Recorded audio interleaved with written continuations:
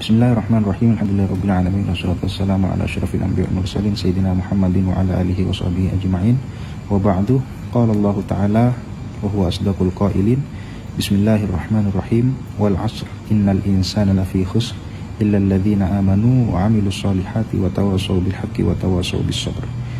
Yang artinya, demi masa, sesungguhnya manusia benar-benar berada di dalam kerugian kecuali orang-orang yang beriman, orang-orang yang beramal soleh, orang-orang yang saling berwasiat dengan kebenaran, dan orang-orang yang saling berwasiat dengan kesabaran.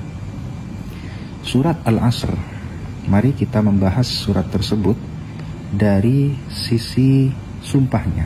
Namun sebelum itu saya ingin menghadirkan apa yang sudah dikatakan oleh Imamuna Al-Imam Muhammad bin Idris Asy-Syafi'i, Imam Syafi'i. Beliau pernah berkomentar tentang surat Al-Asr ini, "Lau lam yunzal minal Qur'ani illa suratul asri lakafa." Seandainya Allah tidak menurunkan di dalam Al-Quran itu selain surat Asr saja, surat Wal-Asri saja, seandainya hanya surat Wal-Asri yang turun di dalam Al-Quran, maka itu sungguh sangat cukup. Dalam riwayat lain, beliau mengatakan, "Lau tadabbaron nasu fi suratil asri lakafahum dzalik."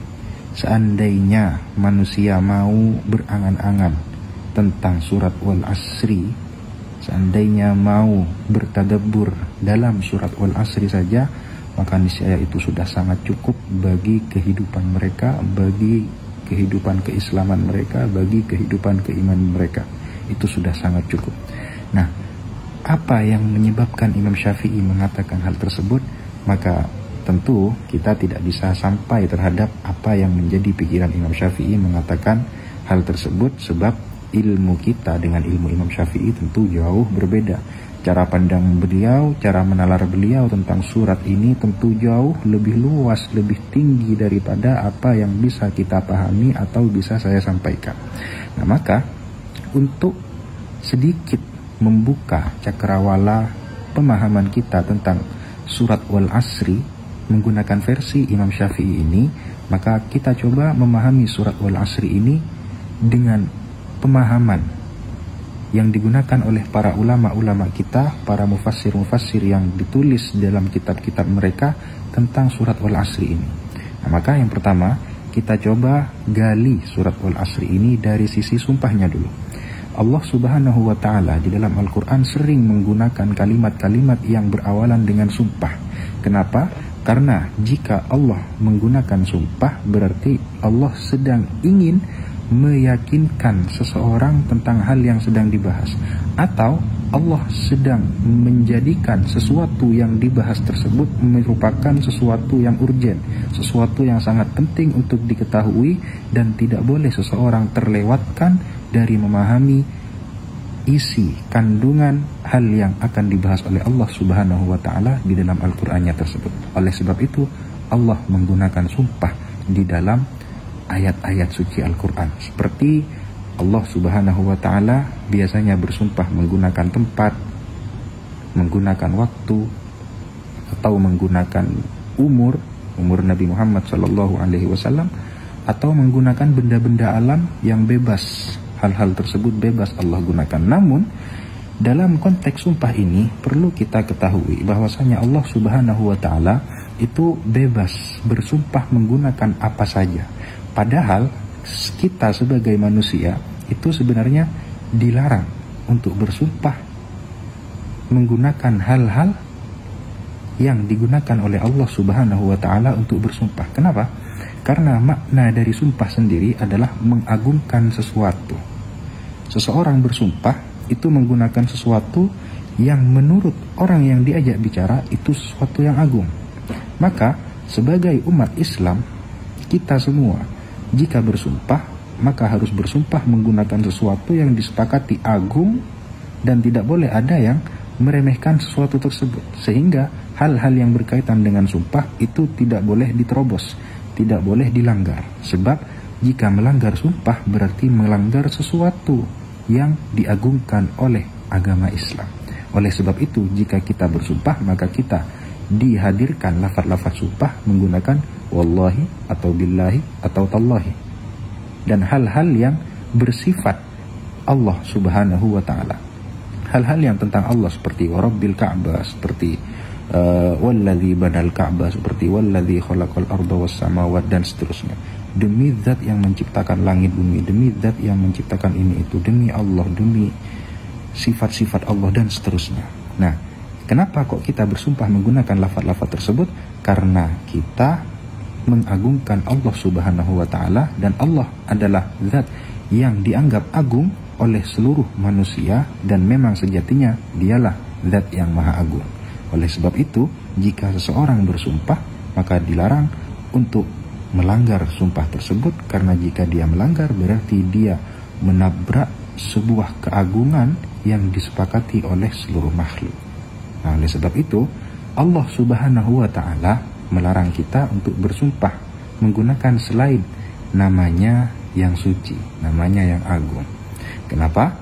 Karena jika misalnya kita bersumpah atas nama matahari, seakan-akan kita mengagungkan matahari lebih daripada kita mengagungkan yang menciptakan matahari. Padahal matahari hanyalah makhluk dari makhluk Allah, bulan hanyalah makhluk dari makhluk Allah, waktu adalah makhluk dari makhluk-makhluk Allah, dan yang lain.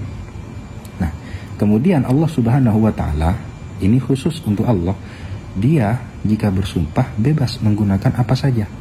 Allah subhanahu wa ta'ala bisa bersumpah menggunakan wal asr, bisa bersumpah menggunakan wad duha, bisa bersumpah menggunakan wal lail, bisa bersumpah menggunakan wan nahar, bisa bersumpah menggunakan tempat wassama atau benda, wassama wal ardi, dan seterusnya. Nah, kenapa jika Allah subhanahu wa ta'ala bersumpah menggunakan nama-nama dalam hal-hal yang sudah saya sampaikan barusan, itu artinya Allah sedang menganggap hal tersebut menjadi sesuatu yang penting untuk disyukuri oleh manusia. Contoh, wadduha adalah waktu pagi. Waktu pagi adalah sesuatu yang penting, bisa dianggap penting dari kesehatan, bisa dianggap penting dari keindahannya. Walail, demi malam. Malam tentu sesuatu yang sangat penting, karena jika dunia tidak ada malam, maka tentu seseorang akan kesulitan untuk mendapatkan ketenangan dalam tidurnya, dan seterusnya. Makanya dalam salah satu ayat Allah subhanahu wa ta'ala berfirman bahwasanya seandainya Allah menciptakan siang terus menerus dan tidak ada malam, maka bayangkan seperti apa. Nah, Allah subhanahu wa ta'ala di sini kembali lagi kepada surat Al-Asr.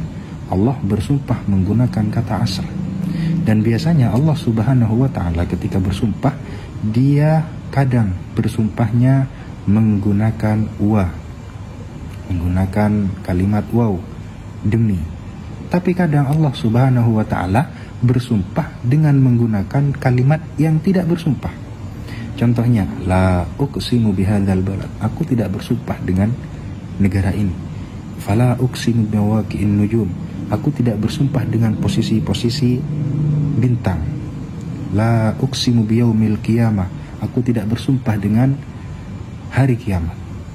Nah, walaupun Allah subhanahu wa ta'ala secara zahir menggunakan la di situ, menggunakan kata tidak, aku tidak bersumpah dengan hari kiamat, tidak bersumpah dengan negara ini, tidak bersumpah dengan posisi-posisi bintang, tapi secara hakikat itu benar-benar sumpah. Contoh ketika kita misalnya ngobrol atau bicara dengan seseorang yang tidak tidak mau percaya dengan kita, kemudian kita ingin meneguhkan pembicaraan kita, maka kita akan mengatakan ketika sudah mentok, sudah full, sudah nggak bisa lagi orang tersebut untuk dibuat percaya, maka hal tersebut tidak perlu diberikan sumpah. Saya tidak usah bersumpah kalau saya mencintaimu, saya tidak usah bersumpah kalau saya merindukanmu. Nah, kalimat seperti itu sebenarnya menunjukkan bahwasanya saya bersumpah bahwa saya benar-benar merindukan. Jadi kata tidak yang hadir di situ malah menunjukkan kata iya. Saya tidak perlu membuktikan kalau kamu itu wanita yang cantik. Kenapa? Karena sudah cantik. Artinya kata tidak perlu membuktikan merupakan sesuatu yang sangat membuktikan bahwa dia itu orang yang cantik, dan seterusnya. Artinya ketika Allah subhanahu wa ta'ala berfirman, fala uqsimu bimawaqi'in nujum, maka aku tidak bersumpah dengan posisi-posisi bintang. Allah melanjutkan ayat tersebut, wa innahu laqasamun law ta'lamuna 'azim. Dan itu kalimat barusan itu merupakan sumpah, jika kalian tahu, merupakan sumpah yang sangat agung. Jadi saya tidak bersumpah sama dengan saya bersumpah. Nah, oleh sebab itu Allah Subhanahu wa ta'ala membagi dua kata sumpah di dalam Al-Quran. Ada yang tidak bersumpah sama dengan sumpah, ada yang langsung bersumpah, menunjukkan bahwasanya yang langsung bersumpah ini mungkin kadang tidak diketahui oleh orang urgensinya, tidak diketahui kepentingannya. Tapi jika Allah ketika dia mengatakan saya tidak perlu bersumpah dengan ini, dengan itu, dengan ini, dengan itu, menunjukkan bahwasanya hal-hal tersebut sebenarnya sudah sangat jelas bagi orang-orang yang mendengarkan. Seperti halnya bintang, tentu bintang merupakan sesuatu yang sangat penting.